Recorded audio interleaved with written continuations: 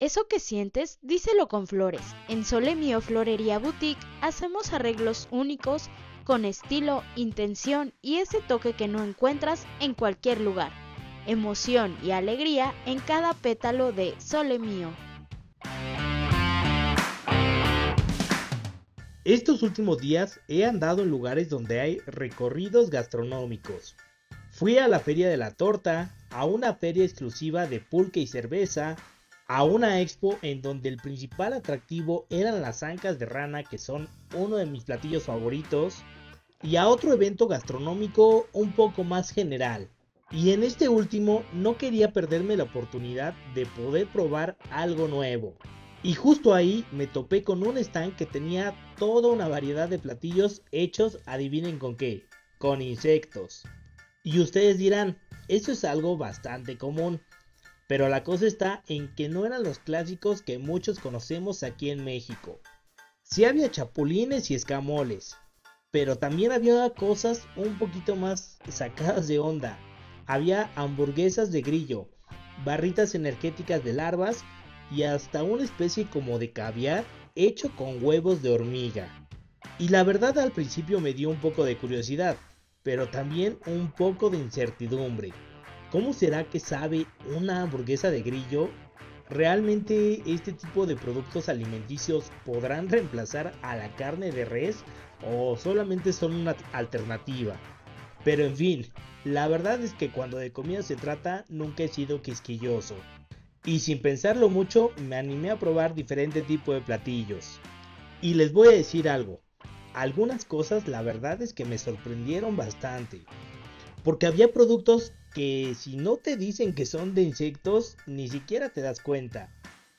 Pero lo que realmente me dejó pensando no fue precisamente el tema del sabor, sino todo el concepto que hay detrás de este tipo de alimentos. Porque en México estamos acostumbrados a los insectos en la comida, ¿no? O bueno, eso es lo que pienso, porque yo desde siempre he comido chinicuiles, escamoles, chapulines, hormigas de vino. Pero lo impresionante es que ahora estos ingredientes están llegando a otro nivel. Y no solamente se están consumiendo en su presentación original, sino que se están diversificando en nuevos productos. Y me llama un montón la atención que hoy en día los he visto que se venden en restaurantes gourmet. Y que inclusive algo que antes era la comida de los pobres, por así llamarlo, hoy se vende a muy altos precios. Y la razón es porque están siendo promovidos como una alternativa sustentable a la producción tradicional que ya tenemos de alimentos. Pero entre que era una cosa y era la otra en mi recorrido en esta última expo, mientras degustaba unos taquitos de escamoles fue cuando me cayó el 20. Esto no es solamente una moda, ya se está convirtiendo en una tendencia global. Y abusados, porque los insectos no son lo único que está cambiando en la forma en que comemos. Porque mientras yo estaba ahí probando tacos de gusanos, en Singapur ya están vendiendo carne de pollo, pero sin pollo. Un producto que está hecho en laboratorio, sin granjas, sin mataderos, sin nada de lo que conocemos como normal en la producción de carne. Y es por eso que quise hacer este episodio. Porque hoy tenemos que hablar de estas nuevas formas de alimentación que están cambiando el juego. La carne cultivada en laboratorio, la leche sin vacas, los insectos convertidos en proteínas gourmet y un montón de cosas más que les iré platicando que hoy ya son una realidad. Y que ante esta oferta en el mercado de nuevos productos alimenticios surge una pregunta. ¿Será que realmente es el futuro de la comida o solamente es una locura pasajera? Bienvenidas y bienvenidos a nuestro podcast del agroanalista, donde analizamos lo que está pasando en el mundo agroalimentario. Gracias por estar aquí, por escuchar, por compartir y sobre todo por ser parte de esta comunidad. Comunidad que se cuestiona y explora lo que viene en el futuro del campo y de los alimentos. Y hoy vamos a meternos a la boca del lobo con este tema, con estas innovaciones que prometen revolucionar lo que ponemos en el plato. ¿Quién creen que esté detrás de todo esto? ¿Cómo es que se producen este tipo de alimentos? ¿Y será que realmente son tan buenos como nos lo están haciendo creer? Pues atentos, porque este episodio les va a hacer ver la comida con otros ojos. Ya saben que a mí me encanta relacionar los temas con ejemplos de la cultura pop o aplicar cierto tipo de analogías a los temas con otras cosas que me gustan bastante. Así que iniciemos con este análisis con algo que suena sacado de una película de ciencia ficción. Si no han comido y tienen hambre, discúlpenme por provocarles un antojo, pero imagínense un filete bastante jugoso, un filete perfectamente asado, con el mismo sabor y con la misma textura de la carne tradicional, pero que en realidad nunca formó parte de un animal vivo. En la historia de este filete no hubo granjas, no hubo mataderos, solamente hubo un laboratorio y tecnología de alta gama. Y aunque pudiera parecer una locura, la verdad es que ya es una realidad. Y se llama carne cultivada en laboratorio. Sobre cómo se hace esta carne. A ver, primero lo básico. Sí es una carne real. No es una imitación como las hamburguesas de soya o los sustitutos a base de plantas. Esta carne de laboratorio sí es carne, pero producida de una manera completamente diferente a la convencional.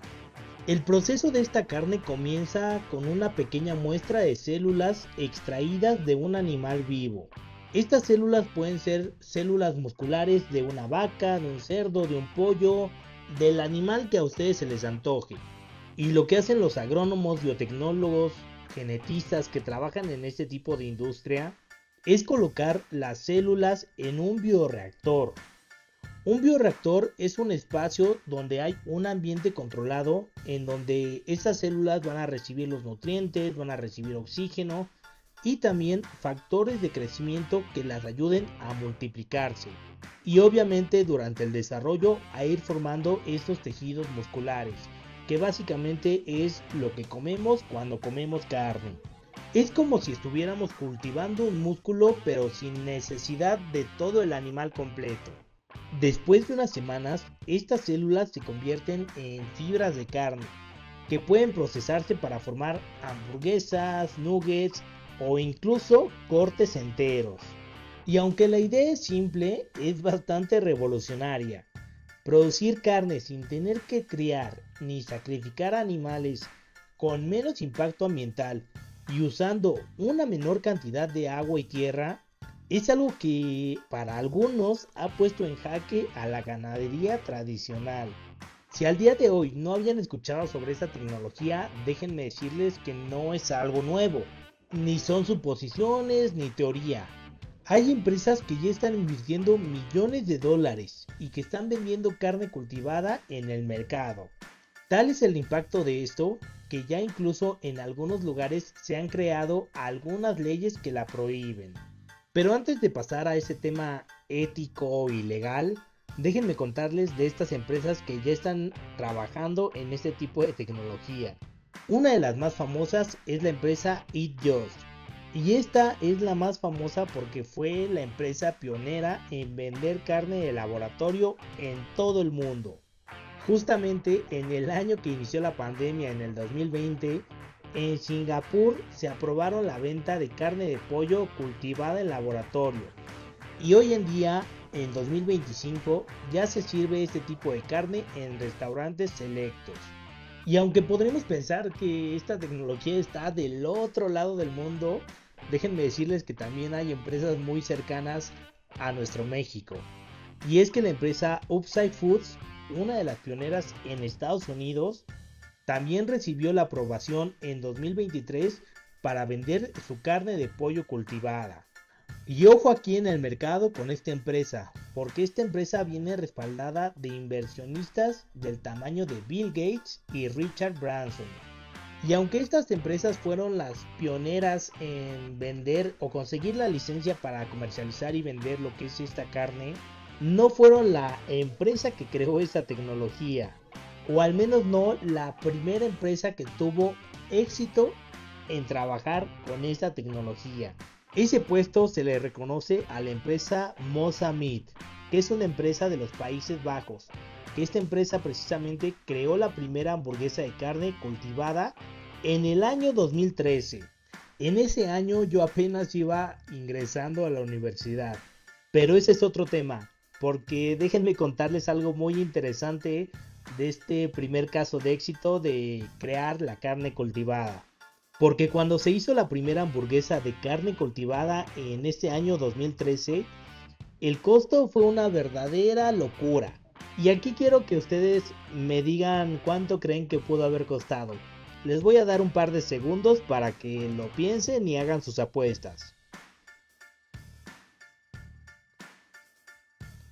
¿Ya tienen una cifra? Recuerden que estamos hablando de una hamburguesa de carne cultivada, que es aproximadamente 200-250 gramos.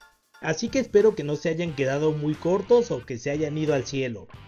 Pero el costo de esta carne de aproximadamente 200-250 gramos fue nada más y nada menos que la pequeña cantidad de $300,000. Así que si piensan que el kilo de arrachera estaba caro o está caro en la actualidad, pues ahí tienen el dato de que en el 2013 una pequeña porción de carne que fue utilizada o creada como carne para hamburguesa en el 2013 tuvo un costo de producción de $300,000. Obviamente totalmente impagable por los consumidores, que es el mercado meta a donde se quiere introducir este tipo de tecnología alimentaria. Pero esto estamos hablando de ya más de 10 años. Y hoy la tecnología ha avanzado bastante y los precios han disminuido un montón. Han tenido muchísimo más avances y hoy en día producir una hamburguesa de laboratorio cuesta entre 10 y $50. Obviamente ya es una diferencia abismal, aunque todavía no es el costo definitivo, porque se está todavía investigando más y se espera que en unos años sea incluso más barata que la carne tradicional. Y es que en Singapur, donde precisamente ya se vende, un platillo con carne cultivada cuesta alrededor de unos $20, que en pesos mexicanos podríamos traducirlo entre 380 y 400 pesos. Y en los Estados Unidos resulta y resalta que aún no está presente en los supermercados. Esto por un montón de diferencias legales y éticas que tienen para poderla ofrecer a los consumidores. Pero se espera que para 2030, o sea, en unos 5 años o 4 años más o menos, pueda ser una alternativa accesible para todo el público. Pero ¿ustedes qué opinan? ¿Será que esta carne, dentro de sus ventajas, es realmente más ecológica? Porque ese es uno de los principales argumentos a favor de la carne de laboratorio con respecto a su impacto ambiental. Y es que se dice que podría reducir en un 90% las emisiones de gases de efecto invernadero, que podrían disminuir el consumo de agua, evitar la deforestación causada por la ganadería y por ende ser más sustentable. Pero cuando algo suena tan perfecto, siempre es bueno cuestionarse qué tan cierto será. Porque también en esto hay dos caras de la moneda. Y aquí les va un dato interesante. Y es que un estudio de la Universidad de Oxford ya trabajó en investigaciones sobre el impacto ambiental de este tipo de carne cultivada.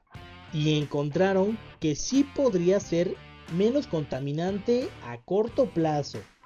Pero si este proceso depende de fuentes de energías no renovables, podría llegar a emitir más CO2 a largo plazo que la ganadería tradicional. Entonces, en teoría, sí estaríamos viendo un cambio o una mejora inmediata en el ambiente, pero que al pasar de los años nos cobraría una factura muchísimo más grande. Así que este tema del impacto ambiental dependerá mucho de qué tipo de energía se utilice para producirla.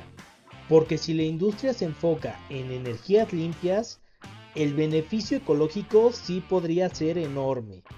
Pero si depende en su producción de electricidad proveniente de combustibles fósiles, podría no ser tan verde como nos la están vendiendo. Y aquí estaríamos viendo otro caso más a la lista de los tantos que ya hay del greenwashing.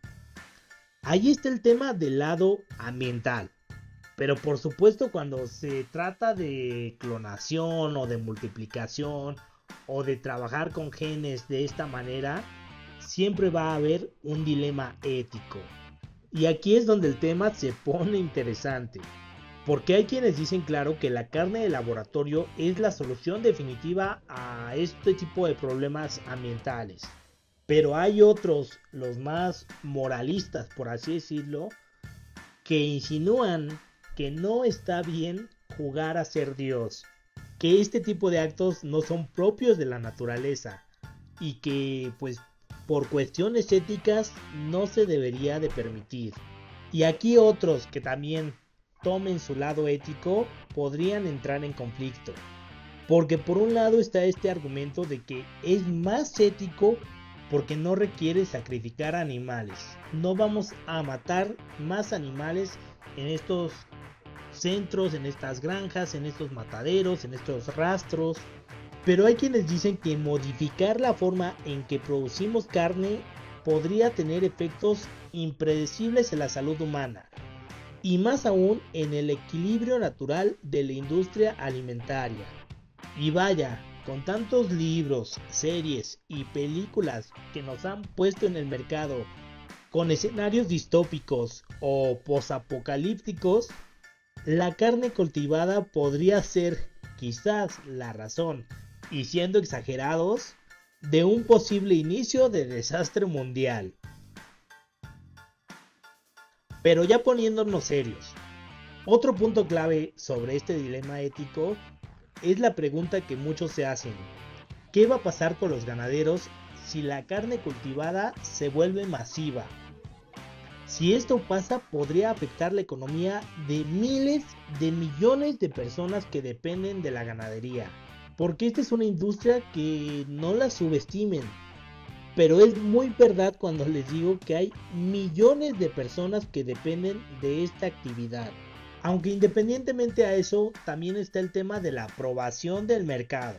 Y aquí es donde les dejo la pregunta sobre esta carne cultivada. ¿Ustedes se atreverían a comer carne de laboratorio o prefieren quedarse con los cortes más tradicionales? Déjenmelo saber en los comentarios para ver de qué team son. Aunque bueno, dejando la carne de lado, ¿qué pasaría si les digo que podríamos estar tomando leche que no sea proveniente de vacas? O que pronto podríamos comprar pescado sin que haya salido del mar. Pues quédense porque lo que viene todavía está más impactante. Si la carne de laboratorio ya suena revolucionaria, imagínense un vaso de leche perfectamente fría, con la misma textura, con el mismo sabor, con los mismos nutrientes, pero sin que haya una sola vaca involucrada. Y que vaya, por algunos videos y memes que he visto últimamente en redes sociales, sé que los españoles y algunas otras personas no tenían idea de verdad de que la leche provenía de las vacas. Y quién sabe, porque así como vamos, quizás en un futuro tengan razón y la leche ya no provenga de vacas. Pero vamos a entender esto. ¿Cómo es que se produce esta leche sin vacas? Primero aclaremos algo. Esto no se trata de leche vegetal. No les estoy hablando de los que dicen que es leche de almendra, de soya, de avena, que sabemos que en realidad esto no es leche, porque está estipulado que para llamarse leche debe ser extraído de alguna glándula mamaria. Así que para esos que dicen que existe la leche de almendras, de soya o de avena o de X producto vegetal, lamento desilusionarlos. Pero ya, volviendo al tema, esta leche producida sin vacas sí es leche real, pero sin presencia de animales. Y la tecnología que está detrás de esto se llama fermentación de precisión y funciona de una manera muy increíble. Básicamente los científicos identificaron los genes responsables de producir proteínas claves en la leche, proteínas como la caseína y la lactoalbumina. Y resulta que después de que las identificaron y las extrajeron, las insertaron en microorganismos como levaduras y bacterias. Estos microorganismos que se cultivan en grandes tanques y que comienzan a producir estas proteínas lácteas. Después de este proceso, estas proteínas se combinan con agua, con grasas y otro tipo de ingredientes para recrear en su totalidad lo que es la leche que todos conocemos. Esa leche que tiene la misma estructura y los mismos valores nutricionales. Algo así como hacer cerveza o yogur, pero en lugar de producir alcohol o probióticos, estos microorganismos están fabricando la leche. Y nuevamente, no crean que estos son teorías o experimentos de laboratorio. Hoy en día ya hay varias empresas que están apostando fuerte por la leche sin vacas. Y una de las primeras en desarrollar leche de fermentación de precisión fue la empresa Perfect Day. Esta empresa está en los Estados Unidos, como siempre los más rebeldes en este tipo de creaciones, y ya están vendiendo helados, cremas y proteínas lácteas a partir de esta leche fermentada. Líderes en agricultura, países como Israel, también tienen empresas que ya están buscando producir leche sin vacas a gran escala y así reducir costos rápidamente. Hay empresas como New Culture que busca producir esta leche fermentada, pero no para venderla como tal, sino para reducir costos con respecto a su materia prima, que es la leche, y producir queso mozzarella en gran cantidad. Claro que hay otros que también buscan este lado más altruista, por así decirlo, y nuevamente Singapur, siendo disruptivos con los alimentos, tienen una empresa que está desarrollando leche sin vacas, pero que está enfocada en nutrición infantil y nutrición deportiva. Obviamente, y me imagino que con una mayor cantidad o un mayor aporte de nutrientes que beneficien en estas etapas. Y ojo, porque grandes marcas como Starbucks y Nestlé ya han mostrado interés en estos productos, lo que significa que en los próximos años podríamos verlos en los supermercados. Así que si todos los días vas muy temprano por tu mocha chai latte y te preguntan qué tipo de leche quieres, quizás todavía no tengan disponible la Nutrileche, pero pueden ofrecerte como alternativa leche creada en laboratorio. Ahora, hablando de costos, ¿cuánto creen que pueda costar un litro de esta leche? Nuevamente, hagan sus apuestas y déjenmelo en los comentarios. A ver qué tan bien le atinan a estos análisis. Resulta que cuando esta tecnología comenzó, el precio, adivinen qué, era altísimo también.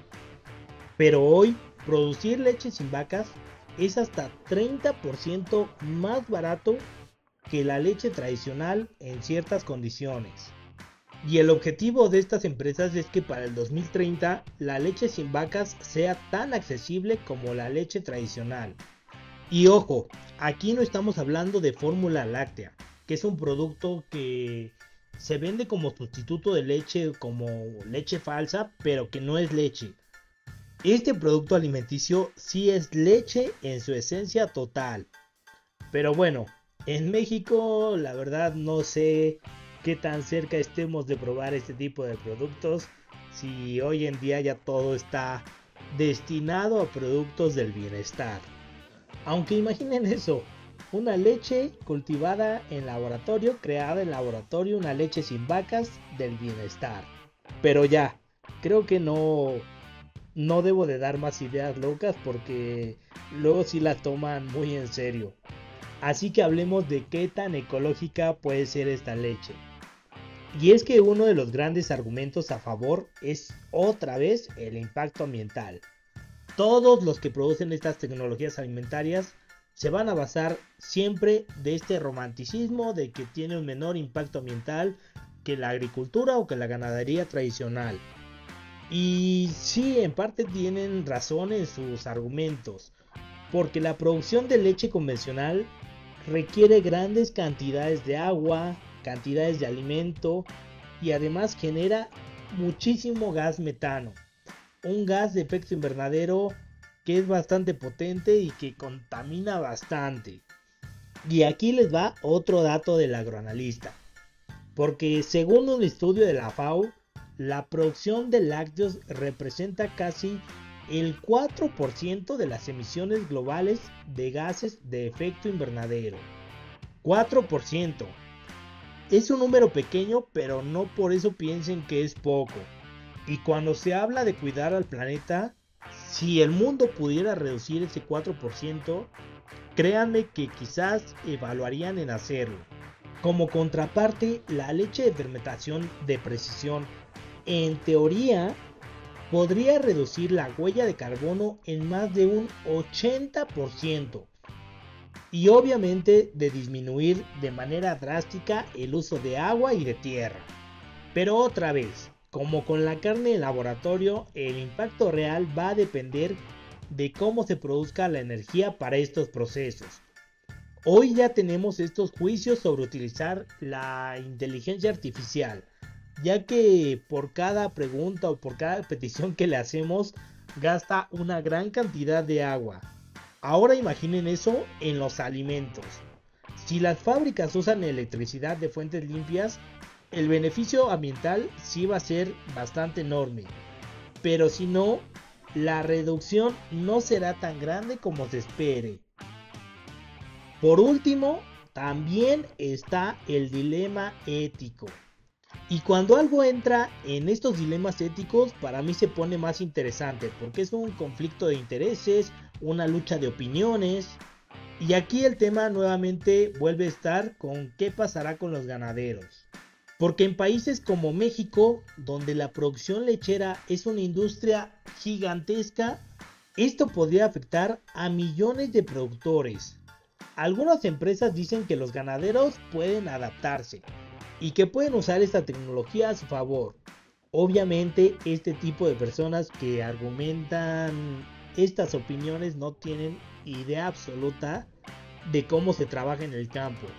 Y la transición de una práctica que produce en este caso millones de litros de leche diaria a una práctica que puede producir una menor cantidad y que de inicio va a costar más y también va a acabar con un montón de empleos, no suena tan redituable. Pero en fin, por último también está el tema de los defensores del bienestar animal. Y este sí es bienestar. Yo creo que es el único bienestar que yo reconozco como bienestar. Y que haciendo un paréntesis, la verdad es que siendo bastante directos, yo creo que esta palabra ya está bastante prostituida por el gobierno actual, que cuando se habla de bienestar real ya no se siente ese bienestar. Pero en fin, cerrando el paréntesis, los defensores del bienestar animal argumentan que esto evitaría el sufrimiento de millones de vacas en sistemas intensivos de producción. Y ya saben, romantizando una vez más lo que es la ganadería y la agricultura con criterio de personas que no han trabajado en el campo. Pero esa es mi opinión, mi punto de vista, y eso no significa que sea el definitivo.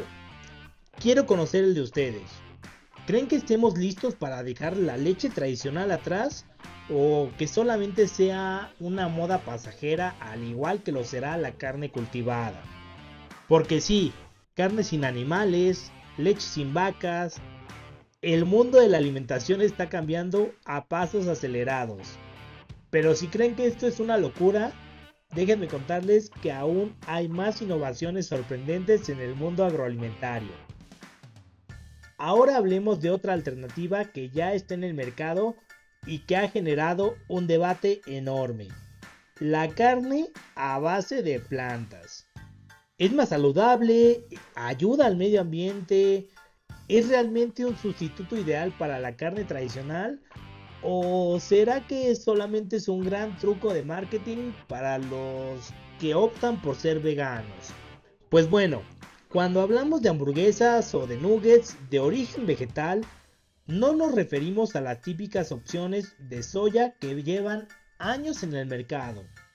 Empresas como Beyond Meat o Impossible Foods han desarrollado productos que imitan el sabor, imitan la textura y hasta el sangrado de la carne, pero eso sin usar ni un solo gramo de carne real. Para lograr esto, estas empresas usan ingredientes vegetales como proteína de chícharo, de arroz, de papa y de trigo, y lo combinan con grasas vegetales como el aceite de coco y diferente tipo de potenciadores de sabor. Por traer un ejemplo a la mesa, en el caso de Impossible Foods, su gran innovación fue el producto llamado Emo. Y no estoy hablando de los que se pelearon contra los punquetos en el año 2008 y de los que les encanta escuchar Panda. El producto se llama Emo con H, H-E-M-O. Y básicamente es una molécula que da a la carne su sabor característico a hierro y umami. Y en su caso lo obtienen mediante fermentación con levaduras modificadas genéticamente. El resultado como tal es un producto que se cocina, que huele y que sabe muy parecido a la carne. Así que los que consuman carne a base de plantas porque están en contra de la matanza animal o de las modificaciones genéticas, déjenme decirles que la base de esa carne a base de plantas trae consigo modificaciones genéticas. Y ya no estamos tan alejados de tener acceso a ellos, porque este mercado ha crecido brutalmente en los últimos años y varias empresas han revolucionado el concepto de carne sin carne. Beyond Meat es esta que les comento, de las más famosas que están produciendo este tipo de hamburguesas vegetales. Y que ojo, porque ya colaboran con cadenas como McDonald's, KFC y Starbucks. Impossible Foods es esta empresa que ya es la que está más avanzada en cuanto a sabor y textura, similar a la carne real. Pero también hay empresas españolas, holandesas y francesas que están apostando por este tipo de tecnología. Y que ojo, porque incluso gigantes como Tyson Foods y Nestlé ya han sacado sus propias líneas de carne vegetal. Sobre si es más saludable, aquí se pone interesante, porque mucha gente piensa que al ser a base de plantas es automáticamente más sana. Pero la realidad es que no es tan simple. Sí tiene varios puntos a favor, porque este tipo de carne a base de plantas no contienen colesterol, generalmente tienen menos grasas saturadas en comparación con carnes como la de res o de cerdo, y además pueden aportar fibra, algo que la carne tradicional no tiene. Pero también están los puntos en contra, porque algunos productos son altamente procesados y contienen aditivos para mejorar sabor y textura. También puede ser el caso de que contengan altos niveles de sodio, lo cual para los que saben un poco de nutrición no es ideal para la salud cardiovascular. Y que inclusive algunas versiones tienen aceites refinados que no son necesariamente más saludables que la grasa animal. Entonces, sobre si es más sana, pues utilizaremos la respuesta que es la vieja confiable. Depende. Si se compara con una hamburguesa de carne ultra procesada, pues probablemente sí sea más sana. Pero si la comparamos con un corte magro de carne de calidad, la diferencia ya no es tan clara. Y recuerdan lo que les acabo de decir, todas estas empresas que apuestan por nuevas tecnologías alimentarias van a tomar como base la justificación del impacto ambiental. Y aquí nuevamente está la comparación de que una carne vegetal es mucho más sostenible que la de la ganadería tradicional. Pero como aquí toda esta información siempre tiene que ir respaldada con datos, aquí les va otro dato del agroanalista con respecto a este tema. Y es que según un estudio de la Universidad de Michigan, una hamburguesa Beyond Meat usa un 99% menos de agua, un 93% menos de tierra y además genera un 90% menos de emisiones de gases de efecto invernadero. La diferencia es monstruosa en comparación con la carne de la hamburguesa de res. Y aunque suena tan increíble, hay un pequeño detalle. Los ingredientes siguen dependiendo de la agricultura intensiva. Y cultivar soya, cultivar guisantes y cultivar otros ingredientes a gran escala tiene también su propio impacto ambiental. Además, si estas empresas crecen demasiado y dependen de monocultivos, podrían generar otros problemas ecológicos, como deforestación o pérdida de biodiversidad. Así que por esta parte sí es más sostenible que la carne tradicional, pero no es una solución mágica. Y hay que tener cuidado con destapar un hoyo para tapar otro.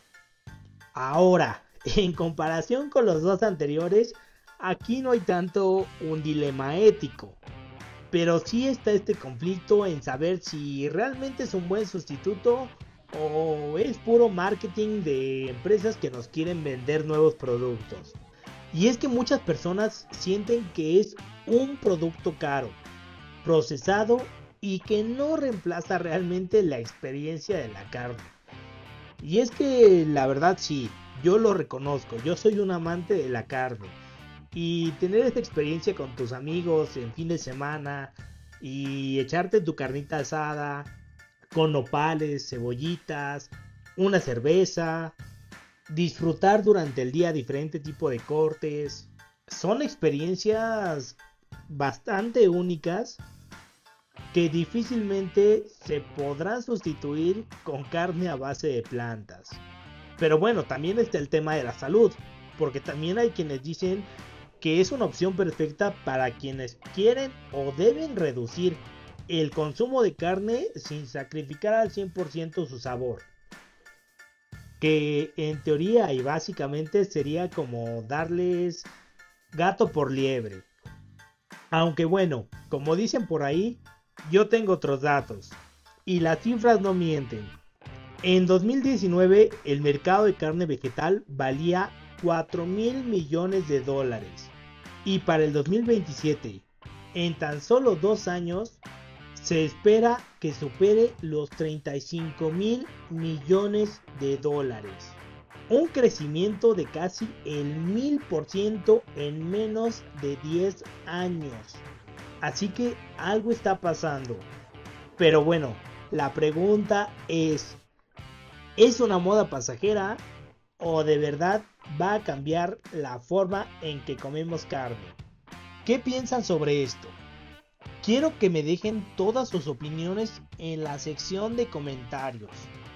No quiero que se salten ninguna tecnología. Quiero saber qué es lo que ustedes piensan sobre cada uno de estos. Ya que dejaron su comentario, sigamos con el tema. Porque recapitulando, ya hablamos de carne de laboratorio, de leche sin vacas y de carne vegetal. Pero aún falta otro alimento que podría cambiarlo todo. La tecnología del tema por el cual iniciamos este episodio. Los insectos comestibles.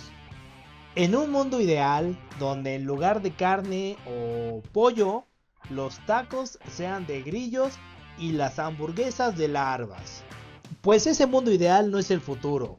Ya está pasando hoy en día. Aunque es difícil pensar en unos taquitos de barbacoa de grillos o de grillos al pastor, ¿no creen? Pero en fin, ya se me hizo agua a la boca otra vez pensando en taquitos y en insectos. Vamos primero a lo que deja y después les cuento que en muchos países la idea de comer insectos genera rechazo y repulsión. Pero en otros países, mayormente en Latinoamérica o en países asiáticos, es una práctica común desde hace siglos.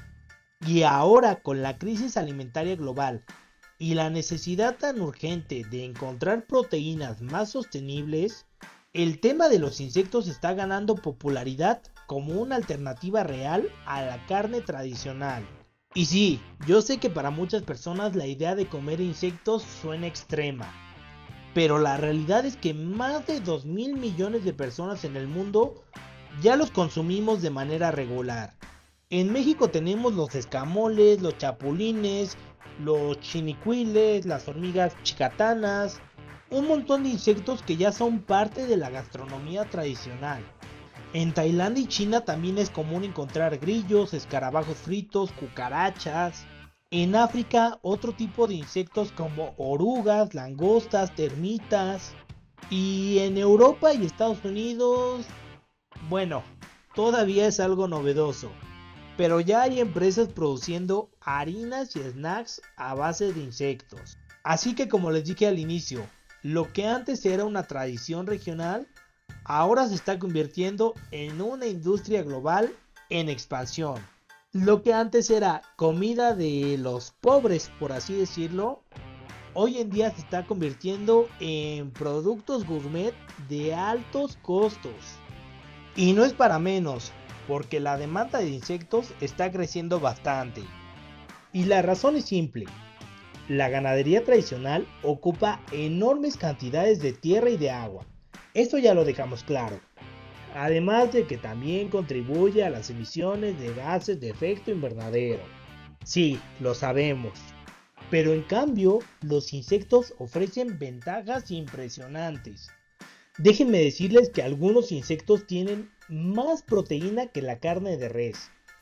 Por ejemplo, los grillos, que contienen hasta 70% de proteína, mientras que la carne de res solamente el 20 al 25%.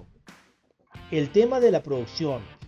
Producir insectos requiere menos agua, menos tierra y genera menos contaminación que cualquier otro tipo de ganadería.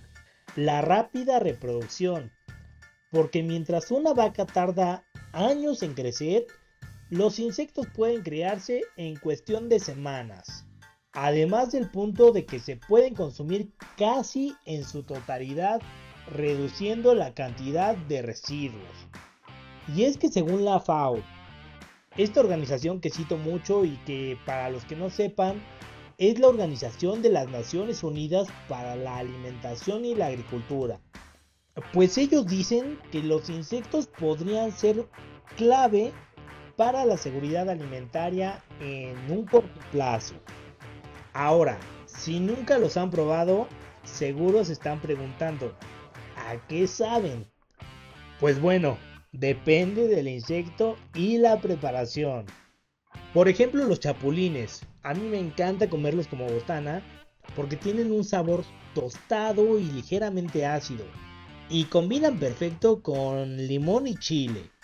Algo característico en los mexicanos, adornar las botanas con limón y chile.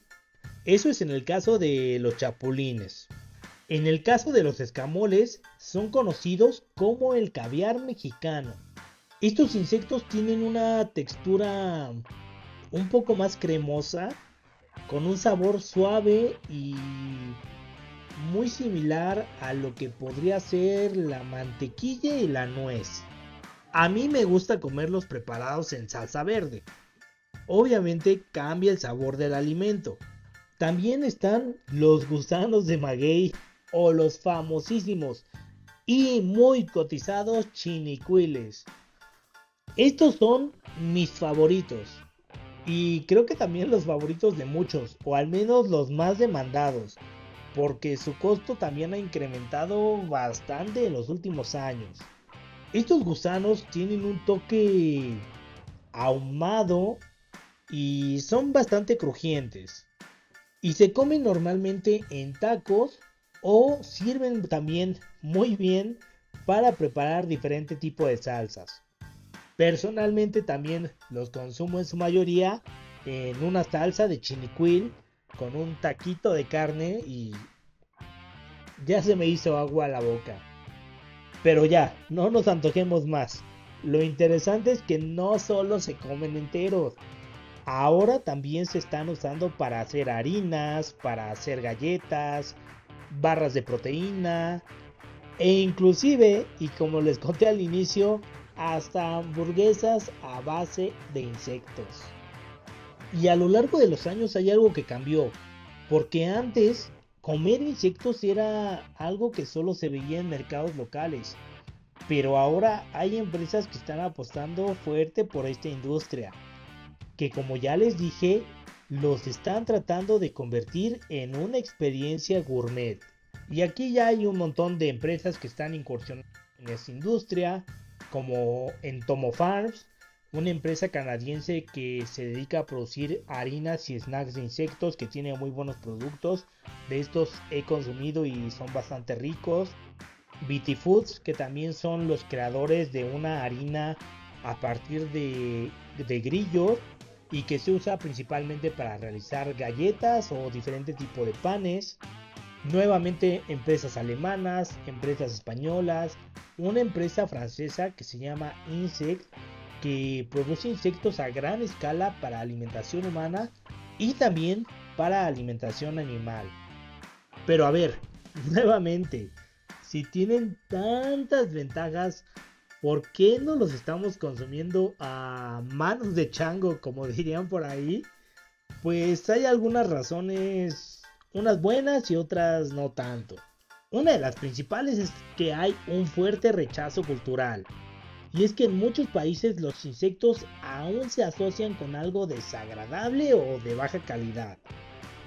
Incluso en México, en donde sí hay lugares que se consume de manera habitual, inclusive desde la infancia, y otras regiones en donde la experiencia no es tan cotidiana.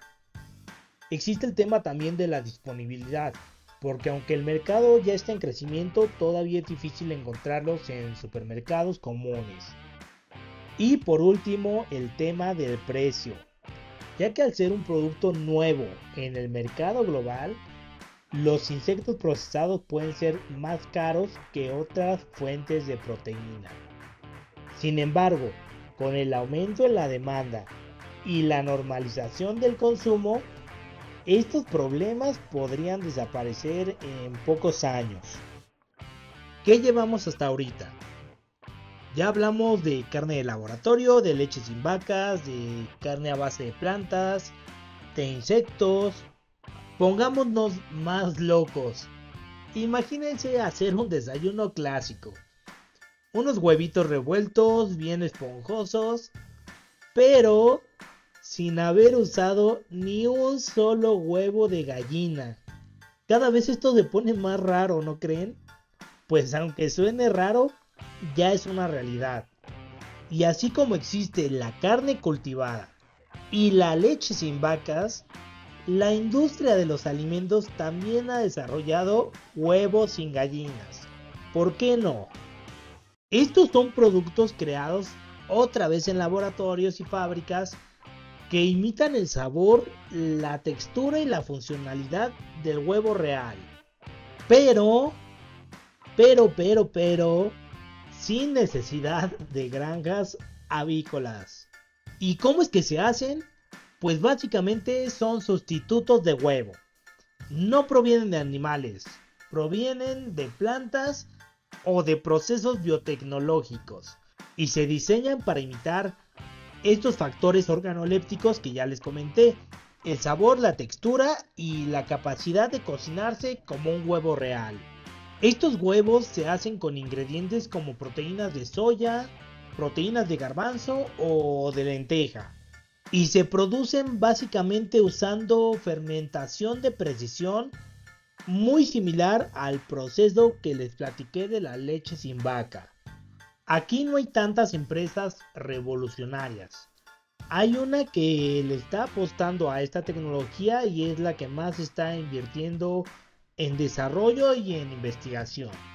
La empresa se llama Just Egg y su producto estrella obviamente es un huevo líquido 100% hecho de plantas, especialmente de proteína de frijol. Este huevo se cocina como un huevo normal, tiene el mismo nivel de proteína, no tiene colesterol. Esa es una ventaja a diferencia del huevo de gallina, que este huevo producido por Just Egg no tiene colesterol y que además tiene un menor impacto ambiental. Y aunque suene comercial, este sí ya está disponible en supermercados de Estados Unidos, en Europa y en algunos países de Asia. La desventaja de estos huevos es que aún son bastante caros en comparación a los huevos tradicionales, que todavía no están disponibles en las tiendas del bienestar o en diferentes tipos de países del mundo, y que aun cuando se ha mejorado mucho el tema del sabor y la textura, todavía hay quienes dicen que no se comparan al 100% con un huevo de gallina. Aunque claro, a pesar de estos desafíos, la tecnología avanza rapidísimo y es probable que en unos años estos productos sean cada vez más comunes y accesibles. Y si bien los huevos sin gallinas ya son una realidad, yo creo que reemplazar por completo esta cadena de alimentación y sustituirlos con los huevos tradicionales no es tan sencillo. La industria avícola mueve más de 230 millones de dólares al año. Y muchas personas todavía prefieren, obviamente, los huevos de origen animal. Aunque claro, en restaurantes veganos y mercados de comida saludable, los huevos sin gallina están ganando terreno. Y quién sabe, tal vez en el futuro, cuando pidamos huevos en un restaurante, ya no nos pregunten si los queremos a la mexicana o divorciados. Quizás la pregunta sea, ¿los quiere de gallina o de plantas? Locuras de la tecnología alimentaria. Huevos sin gallina. Si eso les dejó con la boca abierta, déjenme hablarles de la miel sin abejas. Cuando pensamos en miel, nos imaginamos un panal de abejas trabajadoras y un proceso natural donde estos insectos recolectan el néctar de las flores. Pero ¿qué creen que pasaría si les dijera que ya existe miel que no pasa por ninguna abeja? Pues así como hemos hablado de las locuras anteriores, la biotecnología también ha llegado a la miel. Y es que ya algunas empresas están desarrollando miel sin abejas, basándose también en técnicas mediante la fermentación de precisión, argumentando que es un proceso sostenible y que puede ayudar a frenar el colapso de las poblaciones de abejas. Pero ¿será cierto o será que es una moda más para vender un producto más? Sobre esta tecnología, los procesos son complejos y van a depender del método utilizado, pero básicamente se basan en dos: en los de fermentación de precisión y en los que son de origen vegetal. Unos en donde combinan néctares de frutas y flores, otros en donde introducen levaduras o bacterias, en fin. Independientemente si es Chana o Juana, la esencia es la misma: miel sin abejas.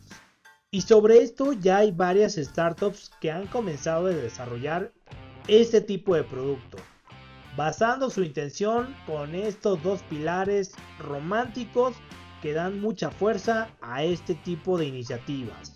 Un alimento más ético y más sostenible. Que a ver, no porque lo diga con algo de sarcasmo quiera decir que no es verdad.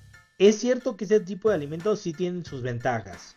Pero lo que quiero yo dejar claro es que estas empresas aseguran que su producto puede ayudar a reducir la presión sobre las poblaciones de abejas y ofrecer una alternativa sin impacto en el medio ambiente.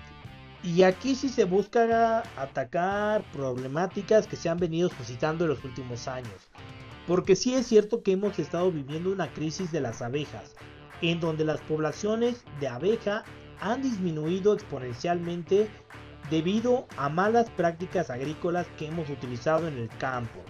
También es cierto que la producción intensiva de miel ha alterado ecosistemas y provocado que la biodiversidad se reduzca de manera importante. Además de que la miel es un producto muy consumido a nivel global y la producción actual a veces no es suficiente para abastecer la demanda que existe. Pero como en las anteriores, aquí es donde el tema se vuelve controversial, porque no todos están de acuerdo con que la miel sin abejas sea la solución. Más bien argumentan que es tratar de tapar el sol con un dedo, y que incluso podría perjudicar la apicultura tradicional. Porque las abejas no solamente producen miel, sabemos que también polinizan cultivos esenciales para nuestra alimentación. Y está el punto de que si la miel sin abejas se vuelve más barata que la miel tradicional, miles de apicultores podrían perder sus ingresos. Para algunos, esta alternativa es más un movimiento comercial que una verdadera solución para la crisis de las abejas. ¿Saben algo? Ahora que les estuve hablando de todas estas tecnologías, me hizo pensar en algo. Toda la vida hemos tenido una relación con la comida que va más allá de lo biológico. La comida no solamente nos alimenta, también nos ayuda a conectar con nuestra cultura, con nuestras raíces, con nuestras familias, nuestras historias. Y me hizo reflexionar, o me está haciendo reflexionar, porque yo crecí comiendo cosas que para muchos son raras, pero al menos para mí eran normalísimas. Chinicuiles, escamoles, chapulines, hormigas de vino. Para mí eso no era el futuro de la alimentación.